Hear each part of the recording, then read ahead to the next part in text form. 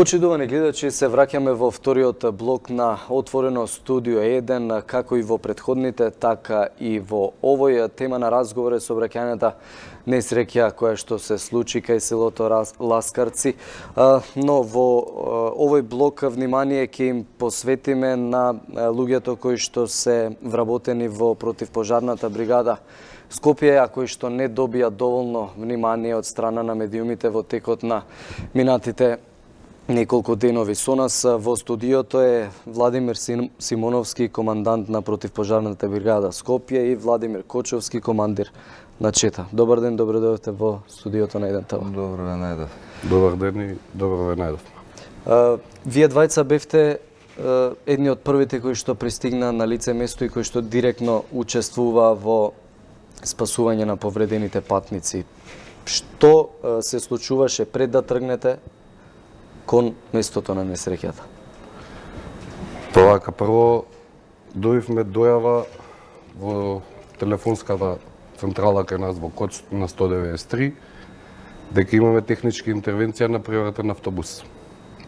Со неконкретни, точни информации што се случува на терен и како се случува на терен. После тоа, во контакт со екипите што ги пративме од Ѓорче, од подцентарот Ѓорче Петров, на местото на настанот, добивме информации дека е посериозна работата. Јас добив позив од заменик директорот на дирекција за заштита и спасување дека е сериозна состојбата и дека е критична состојбата. Упативме техничко возило кое што е за такви интервенции право на лице место на настанот и со командирот на ЧЕТА се упативме на местото директно. Што видовте кога пристигнавте таму? Страшна слика. Страшно лоша слика, не секојдневна, можеби малце потешка од она што ние го очекувавме у предвидување додека патувавме од автокоманда до село Ласкарци. Најпрво испративме две возила од подцентар Ѓорче Петров затоа што е тоа најблиска дестинација до местото. Веднаш испративме и од центар автокоманда техничко возило со целокупна потребна опрема за таков вид на интервенции. Ние, ја и командантот со командното возило пристигнавме на лице место и веднаш ја преземавме акцијата на спасување. Издадов потребни наредби кои што треба да прави. Влегов внатре во автобусот, беше тесен просторот, имаше многу луѓе, беше тешко да се приде и до самиот автобус. Влегов внатре, се слуша повици за помош од повредените, заедно со уште еден пожарникар, Мартин Божиновски, и почнавме со излекување на повредените.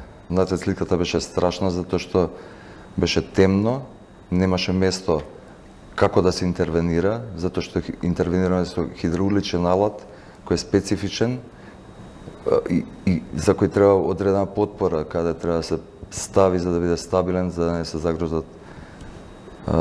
се загрози животот на повредениот. Имаше трудница која прво нејзе извадивме, нејзе беше заглавена само главата за цела среќа. Се работеше за исклучително храбра жена која беше многу присебна. Успеавме да ја одглавиме со помош на хидравличен алат. Главата има некои ситни повреди. Ја ставив на гради и ја излеков надвор и ја предавав понатака на екипите на брза помош. Понатака се движевме низ автобусов и насекаде имаше што повредени, што мртви.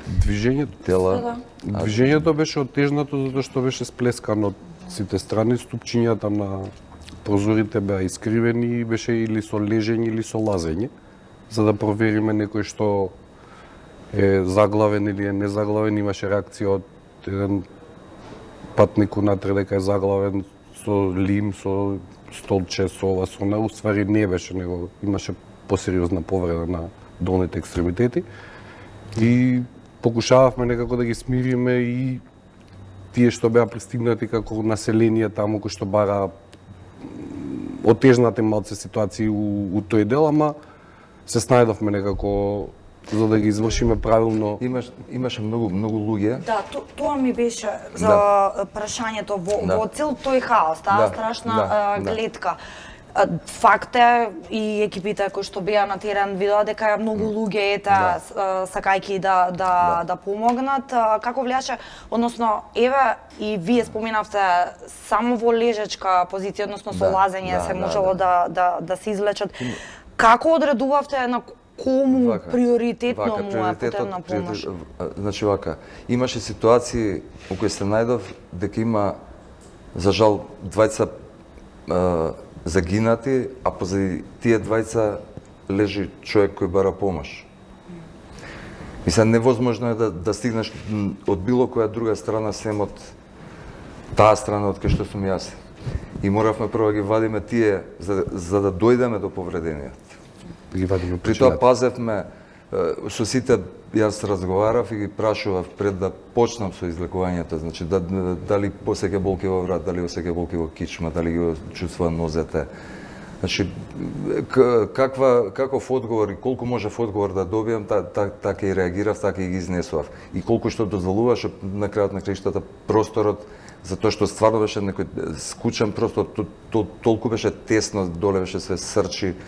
И многу беше тешко, пола тие што ги изнесовме, ги ставав на гради, па се влечев назад, зашто немаше место да се излечат тие луѓе надвор. Мене ми е стварно многу жал за сите загинати и за сите повредени. Јас се надевам дека и овие повредени ќе излезат на нозе од болница здрави, како и што влегле тој ден во автобусот. Ама тоа е тоа. И луѓето што пристигнаа таму, видите, може би правеа непотребен притисок или галама или се тоа. Ја барав да се стиша у еден момент сетата аларма, за да ги слушнам повиците од внатре, за да знам кај е повредениот, меѓутоа тоа беше невозможно. Реагира. Ама ја го разбирам тоа затоа што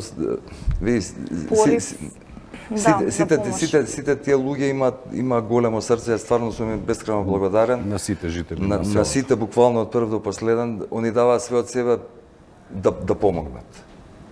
Стварно дадоа све од себе да помогнат и помогнаа.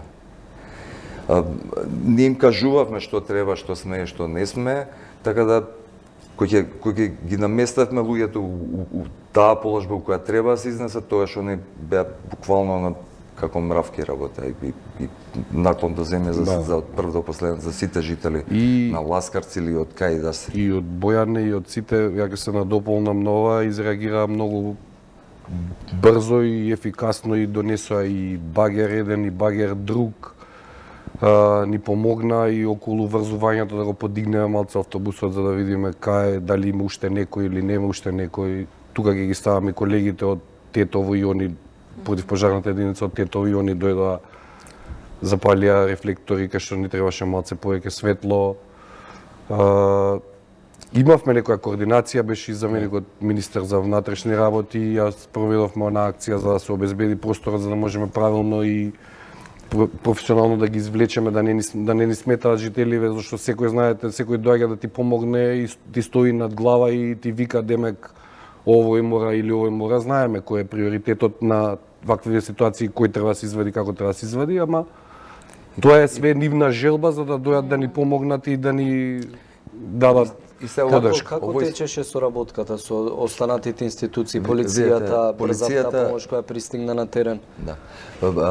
Брзата помош работеше беспрекорно добро. Значи, мислам, замерка и груп збор, мислам, да има некој, мислам, штета би било да се каже такво нешто. Во ваква ситуација, да. Стварно, фантастично се заврши работата, беспрекорно, професионално.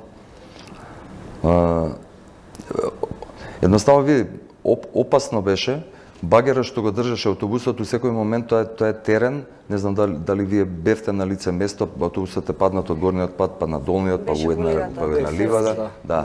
И сега тој багер е поставен на некоја ливада, на некоја косина кој го држи автобусот. Јас со колегата се наоѓам у некој простор кој зависат некои 35-40 сантиметри и ако багерот само се клизна 4 сантима ќе треба да може да ме вадат мене после. Ќе треба да го вадиме него. Така да мораше да се реагира многу брзо и мислам дека акцијата на вадење на повредените и за жал починатите беше страшно брзо изведена. Страшно брзо и на вистина професионално и на вистински начин. Колку е тоа страшно брзо временски? Па еве, например, ја и командантот тргнавме негде 5:10, 5:15 од база автокоманда, таму веќе бевме негде околу 5:20 и 5:27 минути. Значи за добри 10-12 минути стигнавме, возевме преку 140-150 ротација и у обратен правец и све од автокоманда до Ласкарци низ тој период у денот кога е малце собраќајот по-густ, ама имавме разбирање ради се трга и од ротација и од сирени и од све, ама знаете, ако не се тргне некој, не можеме ние да му кажеме, него имавме разбирање од граѓаните, се тргаа сите у моментот дали има некои информации, дали нема, дали не знаја, не знам. Ама имавме добра соработка и со брза помош и со полиција, приватните болници кои дојдоа на место, Ачибаден, Систина исто ни помогна и за даски, и за вадење, и за сите тие ствари. Во колку часот беше изваден последниот патник? Последниот беше изваден негде 15 до 7, 20 до 7. 20 до 19, имаше некои 18, повреди 40. при кои едноставно не можеше да се извади патникот брзо. Имаше повреди на кук, отворен прелом на подколеница, повреда на глава и се тоа Внимателно треба да се постапува. Значи треба да му се стави крагна, треба да му се мобилизира ногата, значи сите тие подготовки треба да се направат пред да почнеме ние да го повлекуваме, затоа што и тој реагира, меѓутоа и да не направиме некоја поголема штета.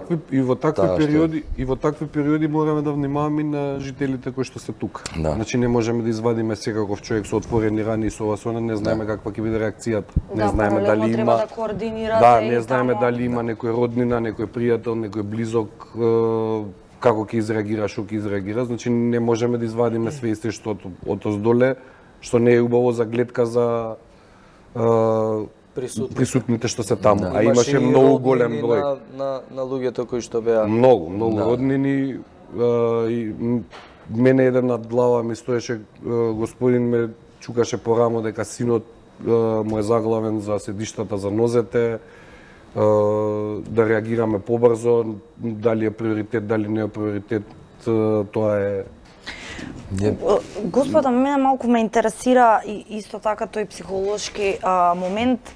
Нема да звучи нескромно ако кажам дека за жал билансот е тој што е, меѓутоа заради вашата брза интервенција верувам дека сте помогнале на многумина, барем од оние ните повредени да бидат излечени, тоа за секоја чест и за секоја пофалба. Но како вие како пожарникари, вашата функција, успевате во цел тој хаос, психолошкиот момент, она што сега го спомена господинот, Смоновски, да останете присемни. Тука има страшно многу фактори. Споменавте лелеци, извици, повици за помош, повредени лица, мртви лица. Видете вака, значи, јас сум у служба 29 години, 30 години. Имам безброј интервенции слични, што некои комбиња, леки возил, поише на леки возил, технички интервенции, пожари. И секогаш имаш чувства, мислам, не е тоа без чувства, меѓутоа искуството го прави своето, едноставно ја знаеме работата, кој што работи, како работи. Секој има своја задача, едноставно се предаваме на тој, идеме да работиме, нема тука. И не обрнуваме многу внимание на такви работи, секој си гледа да си ја заврши професионално работата, таа што му е зададена како задача, дали командирот на чета, дали јас како командант таму ја превземам акцијата у моје дејство и у моја служба, у моја одговорност. Насоките се тие, нас ни е битно да ги спасиме луѓето, дали во стамбена зграда, дали во автобус, дали во кола, дали во секој момент. После тоа, анализите и посттравматските шокови се... Тоа ми беше следното прашање. после- Што е после тоа? Па не знам, Не види. интересира и мене, Една а и плюс претставувам. интервенција, едно плюс поголемо искуство у цела оваа ситуација. Но како се носите? Па Имате еве ли сме некој... нормални, работиме, во едно... ние бевме- интересен е Ја моментот конкретно и- вчера се кај да пофалам на гинекологија на докторка Аделина, мислам дека се викаше. Да прашам за трудницата, ми каже дека е добре и она и бебето. Па не знам, видите, у таква ситуација сега мене ја никогаш не сум се уплашил за сопствениот живот, значи никогаш апсолутно. И мене ме болат тие погледи, знаеш, насолзени очи, повици за помош.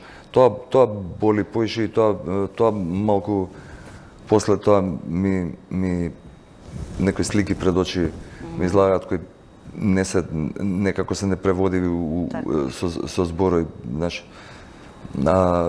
Меѓутоа, утредента е нов ден и нови предизвици. Едноставно тоа е тоа. Ова е само една случка која е сега извикана, меѓутоа има пожари. Имало ли слични ситуации со толку многу луѓе кои што Не, чисто живот е Не, загрозен? ова е прв пат. Инаку има безброј примери кај што значи сега да зборам за уделот на пожарите. Значи луѓето у една секунда губат не материјалното што го имаат. Ја имав случај кај што девојка дојде и ме замоли да ја однесам горе у станот да се земе гитарата на пример. И ја качив горе, мада не смееше, ама ја качив горе. И кога стигнавме, се работеше за некоја бела гитара и ја викам, па добро, толку ли ти е важно? И она ми рече, ова ми е од дечкото кој е починат. Знаеш, и се тоа се некои спомени кои би се уништило, тоа е бесценје, значи тоа нема цена. Да, вие секојдневно се соочувате со различни животни приказни, различни вакви тешки ситуации, меѓутоа да, она што го спомена и колегата Крстевски за Буља на вистината и ние целата јавност сведочи дека ваква тешка сообраќајна несреќа, трагедија се нема. Јас за 30 години не сум видел и ја би сакал ова да иде да оди у прайм тајм. Значи да иде у 8 сат, да иде у 7 сат. Сакам граѓаните да се свесни дека никој не иде на сообраќајки, идат само пожарникарите. Никој не иде да ги гаси друг пожарите, ние ги гасиме пожарите. Никој не иде да вади давеници, само ние вадиме давеници. Никој не спасува кучиња, мачиња, само ние тоа го правиме. Значи никој не постои, најодговорно тврдам, значи не постои таква служба. Служба моментално У оваа држава. У оваа држава. Единствени сме ние што го работиме тоа. Маргинализирани сме како и впрочем и сите професии. Сите се поценети професии.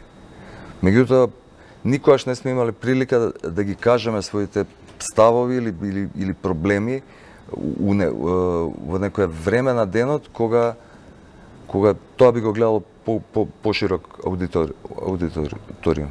Разбирате? Ве разбираме. Ајде да продискутираме и во тој однос. Зошто еве денови пожарникарите никој не ги спомена? Дека беа на терен и дека учествува во целата акција. Секако И се едни од првите кои секоја што чести на пристигнаа. другите екипи кои што беа таму. Лекари, доктори, полиција, граѓаните, меѓутоа пожарникарите како да не им се посвети доволно внимание. Вака сега, брза помош и лекарите и све они си имаат до одреден дел и до одреден момент до каде што можат. Они не можат да ги вадат, да ги спасуваат. Токму и затоа значи, ве они се прашувам. должни да го пренесат патникот или повредениот од местото на настанот до најблиската болница.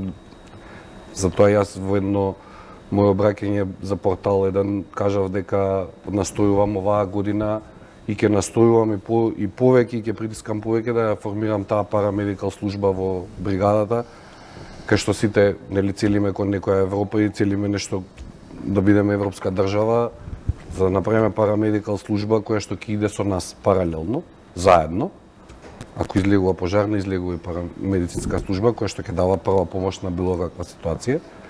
Нешто да го подигнеме нивото. Второ, малце повеќе да се подигне свеста кај сите граѓани дека ние не доаѓаме да направиме штета или зулум на некого, него доаѓаме буквално да спасиме све. Значи не има луѓе кај што некој 40 години стварал и во 10 секунди, како што спомна колегата, може да нема ништо. И ние доаѓаме на ситуација кај што не напаѓаат, кај што викаат по нас, кај што покушаваат физички да не нападнат. Тоа е не во голем број, ама негде да, ама ние знаеме што е, која е реакцијата и што е реакцијата во моментот зашто некој го губи тоа што го стварал, 40 години го гледа тоа со негови очи и сега он бесот и све тоа што треба да го истори на нас. Најодговорно тврдам дека имаме најдобри пожарникари у Европа, јас сакам да кажам и у свет, ама ќе звучи нескромно, имаме најдобри пожарникари у свет, најспремни со најголемо срце и храброст. Немаме доволна техника. Да, што ви е потребно? Можеме да се жалиме до утре сабе нема толку да трае мисија сигурно. Ни треба све. Све ни треба буквално све. Ништо немаме, имаме камиони од 64-та, имаме камиони од 70. Просечна старост 29 години. 29 години, специјални возила.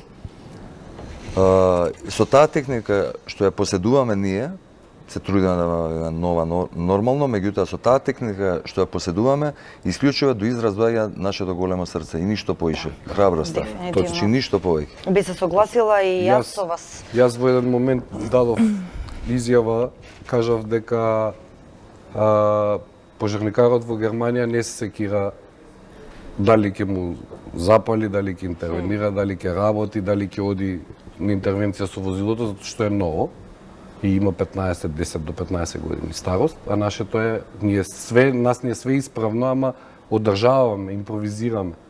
Разбираш, ние работиме од ден за ден. Секоја година има најави дека ќе се обновува возниот парк, дека ќе се инвестира во за тоа ќе разговараме малце подетално и ќе кажам дека сега во моментот градоначалников Петре Шилегов е запознаен со целата ситуација, со целата проблематика, желен и волен во секој момент да ни помогне и да го направиме тоа што треба да го направиме, отворен за соработка нормално и тоа е добро, затоа што да ги добиеме сите тие потребни работи што ќе ги побараме дали во оваа, дали во наредната година, ама да го екипираме тој момент. И конечно да имате основни достојни и се работи за многу мал број на луѓе, на многу мал број на пожарникари. Се сведов. Видете, на интервенција одиме четворица, тоа е недозволиво, мислам. Така. Тоа е значи една линија да се постави, се потребни четворица.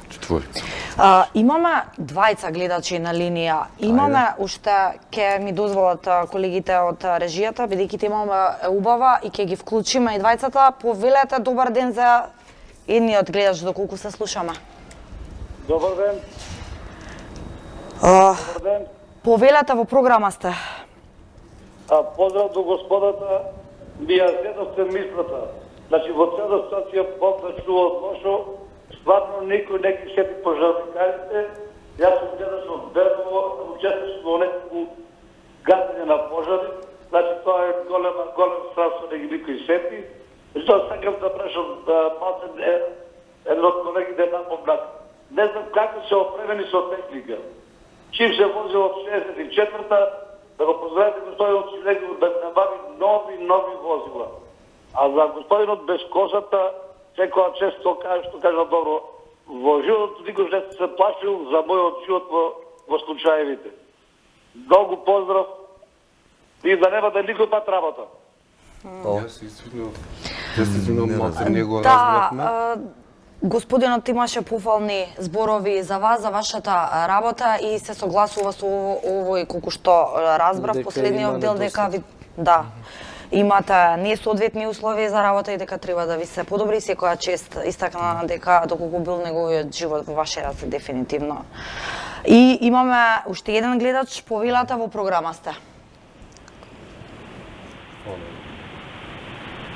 Повелете доколку се слушаме. Дали се слушаме?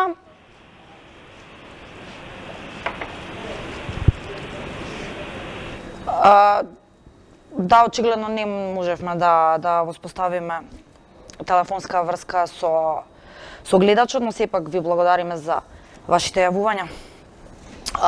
Јана, имаме Антонио, време уште?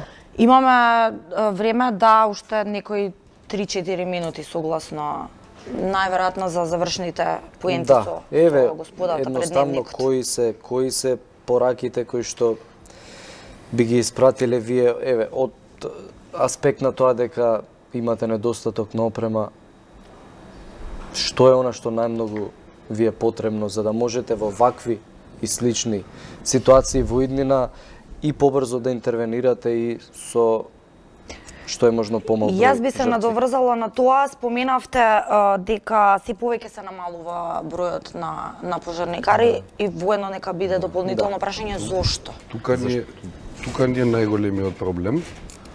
Таа бирократија и тој бирократски проблем. Кој што треба да се отвори оглас, кој тој оглас трае 40 дена, 50 дена, износот на платата и сите тие работи, некој да рискира живот, знаеш како помладиве генерации некако не се љубители на оваа професија, сакаат, не икаат, има деца кои што стварно сакаат, критериумите кои што треба да ги исполнуваат. И опремата е стара и возилата, па со тоа е на дополнителен ризик да се изложиле. Не знаат ништо. Они не знаат ништо, тоа е затворен. Кога ќе влезат внатре, тогаш ќе ја видат. И проблемот е што ние имаме бенефициран стаж. Така. Тој бенефициран стаж имаш право да го користиш или да не го користиш. И тоа што се случува, настанува проблем. Или ќе идеш на 50 години или на 58 или на 64. И сега ние не може да направиме конкретен план, командантот да направи конкретен план кога кој заминува у пензија, па да му каже на градоначалникот ми треба 20 луѓе. Туку некој ќе му текне и ќе се отиде у пензија. И така се намалува само бројот, а не доаѓаат други. И не го пополнуваме соодветствено со тие луѓе што заминуваат во пензија. Значи тие луѓе што ги губиме ние секој дневно или секој месечно или во квартален период или во 6-месечен период губиме од 10 до 15 или 5 или 6. Еве сега имаме моментално пензионирање до јуни на 7-8 луѓе, ние не можеме да ги попуниме со таа бројка. Треба да имаме отворен оглас од 1 јануари до 31 декември, нонстоп да примаме по еден или по двајца, значи се прави една стратегија.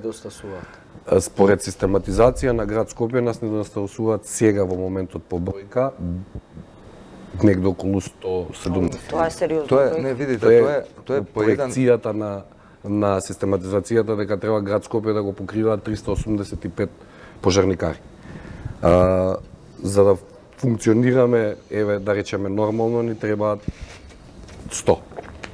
Тоа е на 1500 жители треба да има еден пожарникар. И се ние би биле срекни кога би можеле да примат 200 пожарникари одеднаш и тука да завршиме приказката. Да затвориме приказката. Да, и ќе нема никаков проблем понатака, барем у наредни 10 години.